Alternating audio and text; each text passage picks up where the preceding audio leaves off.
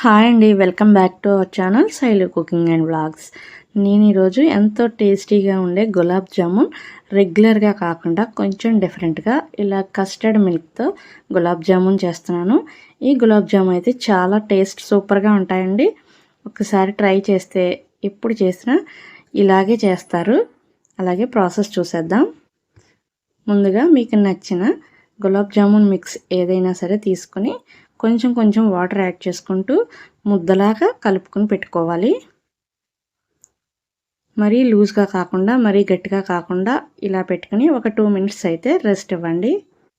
ఈలోపు గ్యాస్ వెలిగించుకొని దలసరిగా ఉన్న బాండీ ఏదైనా పెట్టుకుని ప్యాను ఒక 1/2 లీటర్ పాలు, ఫుల్ క్రీమ్ ఉన్న పాలు యాడ్ చేసుకుని మరిగించుకోవాలి.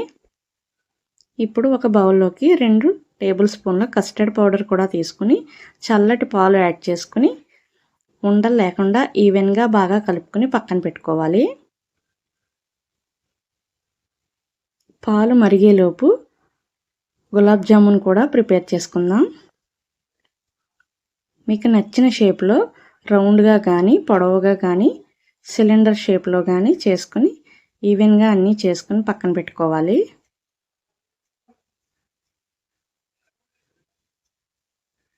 ఇలా గులాబ్ జామున్స్ అన్నీ చేసుకొని పక్కన పెట్టుకోవాలి. ఈలోపు పాలు పొంగు వచ్చాయండి. ఇప్పుడు షుగర్ యాడ్ చేసుకుందాం. 1/2 లీటర్కి 1/2 కేజీ పంచదార అయితే నేను యాడ్ చేస్తున్నాను. మీరు తినే స్వీట్ని బట్టి మీరు షుగర్ యాడ్ చేసుకోవచ్చు. పంచదార బాగా కరిగేలోపు కలుపుకుంటూ ఉండాలి. ఈలోపు గులాబ్ జామున్లన్నీ ప్రిపేర్ చేసుకుని పక్కన పెట్టుకోండి.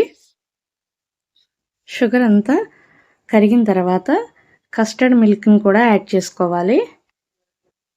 ఇలా యాడ్ చేసుకుని లో ఫ్లేమ్లో ఉండలు కట్టకుండా బాగా కలుపుకుంటూ ఉండాలి. ఇలా క్రీమీ టెక్స్చర్ వచ్చిన తర్వాత గ్యాస్ ఆఫ్ చేసుకోవాలి. ఇప్పుడు గ్యాస్ వెలిగించుకుని వేరొక బాండీలో ఆయిల్ వేసుకుని లో ఫ్లేమ్లో గులాబ్ జామున్స్ అన్నీ గోల్డ్ కలర్కి వచ్చే వరకు బాగా ఫ్రై చేసుకోవాలి. ఫ్లేమ్ హైలో పెట్టుకోకుండా లో ఫ్లేమ్లో ఫ్రై చేసుకుంటే పిండి లోపల వరకు బాగా ఫ్రై అవుతుంది. ఇవి వేడిగా ఉండగానే కస్టర్డ్ మిల్క్లో యాడ్ చేసుకుని మిగిలిన గులాబ్ జామున్స్ కూడా ఫ్రై చేసుకుందాం.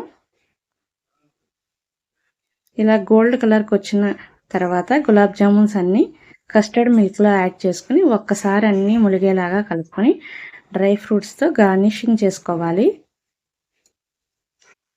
వేడి అంతా తగ్గిన తర్వాత ఒక 1 అవర్ తర్వాత ఫ్రిడ్జ్లో 1 అవర్ ఉంచుకుంటే జ్యూసీగా కస్టర్డ్ గులాబ్ జామున్స్ అయితే రెడీ. ఈ గులాబ్ జామున్స్ వేడిగా అయినా ఫ్రిడ్జ్లో పెట్టుకుని కూల్గా తిన్నా సరే చాలా బాగుంటాయి. ఈ వీడియో కనుక నచ్చితే ఖచ్చితంగా లైక్ చేసి షేర్ చేసి కామెంట్ చేయండి.